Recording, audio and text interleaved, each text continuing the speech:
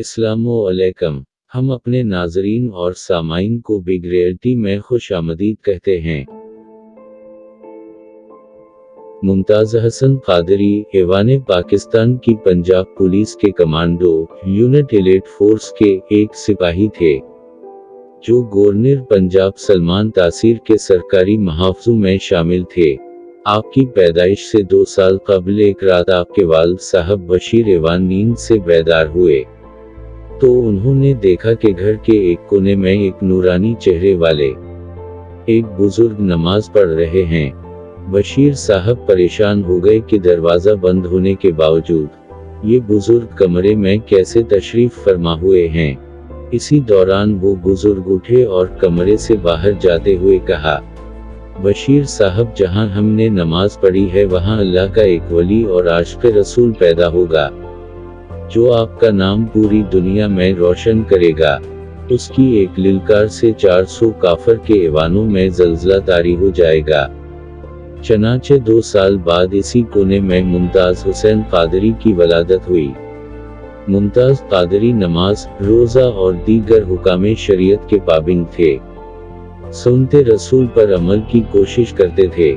उलमा की मोहब्बत और उनकी खिदमत को फ़ख्र समझते थे। मुमताज़ कादरी नात ख्वां थे। उन्हें शुरू से ही नाते रसूल मकबूल पढ़ने का शौक था। आपने अपनी याददाश्तों में लिखा, 10 साल की उम्र में जो नाते रसूल मकबूल एक बार सुन लेता, वो मुझे ज़बानी याद हो जाती, जबकि स्कूल का अंग्रेज़ी सबक मुझे 10-10 दिन तक याद नहीं होता था। सबक याद न होने की सूरत में स्कूल में इसातिज़ा को अंग्रेज़ी नज़्म के बजाय नाते रसूल मकबूल सना देता, तो हर सज़ा से बच जाता। अहले मोहल्ला शाहिद हैं कि ड्यूटी से छुट्टी के दिनों में मोहल्ले के बच्चों को नाते शरीफ सिखाते थे, इसीलिए महल्ला भर के बच्चे उनसे बहुत मोहब्बत करते थे। राकुम ने उनके दस्त मुबारक से लिखी हुई तहरीर में पढ़ा, हर वक्त बावजू रहिए, हमेशा सच बोलिए, मदनी चैनल देखते रहिए। सलमान तासीर को कत्ल करने के बाद मुमताज़ कादरी ने फौरन गिरफ्तारी पेश कर दी। मीडिया और 60 से ज़्यादा तफ्तीशी इदारों के सामने एक ही बयान दिया कि मैंने सलमान तासीर को तौहीन रसालत की वजह से कत्ल किया और मैं अपने फ़ाल पर मुतमईन हूँ। और मुमताज़ हुसैन कादरी ने अपनी आप बेटी सुनाते हुए कहा, मैं सलमान तासीर की जानिब बढ़ा, तब मुझे उससे बात करने का मौका मिला। मोहतरम, आपने बहसे गवर्नर कानून तहफ़्ज़ नामों से रसालत को काला कानून कहा है। अगर ऐसा है तो ये आपके लिए मुनासिब नहीं, आपको ज़ेब नहीं देता। उस पर वो चौंक कर चलाया और कहने लगा, न सिर्फ वो काला कानून है बल्कि वो मेरी नाजात है।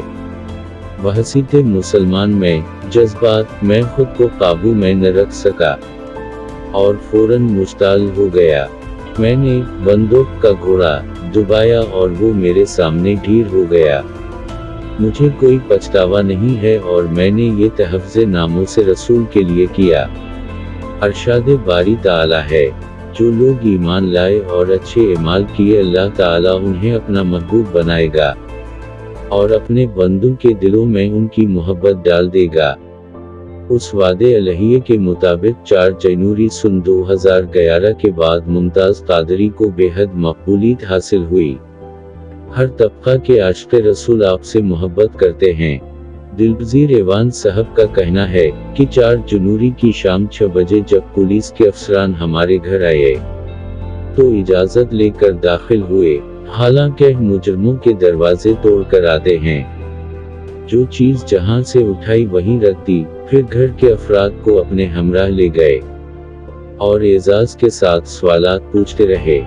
जब मुमताज़ भाई से पहली मुलाकात हुई, तो अफसरान वालिद साहब के कदमों में गिर गए और कहने लगे कि हमें मुआफ़ कर दे, हम मजबूर हैं। हमें पुलिस अफसरान के उस अंदाज पर हैरत हुई, तो मुमताज़ कादरी साहब ने मुझे करीब बुलाकर मेरे कान में कहा, ये तो कुछ भी नहीं, गुलामाने रसूल के कदमों में तो बादशाहों के ताज भी झुक जाते हैं।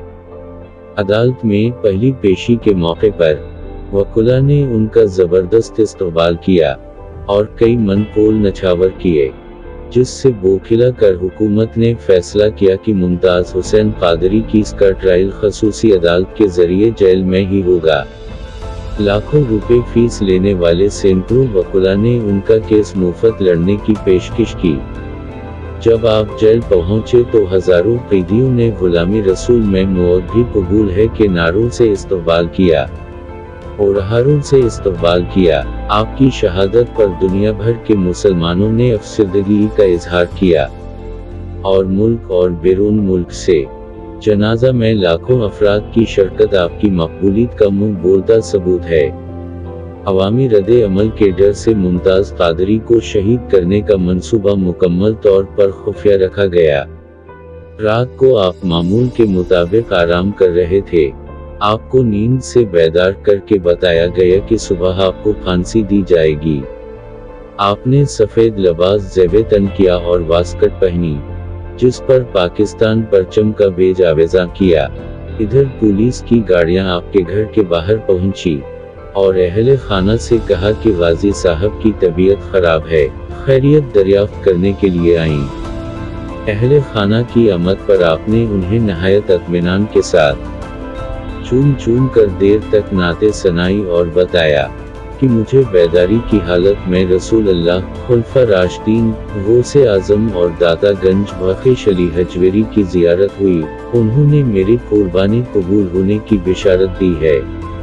आपने अहले खाना से ये भी कहा, तुम्हारी ख्वाहिश थी कि मैं रिहा हो जाऊं और मेरी ख्वाहिश थी कि मैं बारगाह रसालत में हाजिर हो जाऊं। अल्लाह और उसके रसूल ने मेरी इल्तिजा को कबूल फरमाया है। आपको शहीद करने के लिए 4 बजे का वक्त तय था। अहले खाना से मुलाकात के बाद आपने आबे ज़मज़म और अजवा खजूरों से सहरी करके रोज़ा रखा, नमाज तहज्जुद अदा की और वक्त से कबल ही फांसी घाट की तरफ जाने लगे। आपसे कहा गया अभी कुछ वक्त बाकी है। फरमाने लगे, सामने रसूल अल्लाह जलवा अफरूज हैं और इंतजार फरमा रहे हैं। आपने जेल हुकाम से कहा, वक्ते शहादत में अपने सर पर इमामा बांधे रखूंगा, मेरे चेहरे पर काला कपड़ा भी नहीं डाला जाएगा और मैं रस्सी अपने हाथों से गाले में डालूंगा। चनाचे आपकी ख्वाहिश पूरी की गई। आप 29 फरवरी 2016 बरोज सोमवार सुबह 4 बजे नारे तकबीर और नारे रसालत लगाते हुए बारगाह रसालत में हाजिर हो गए।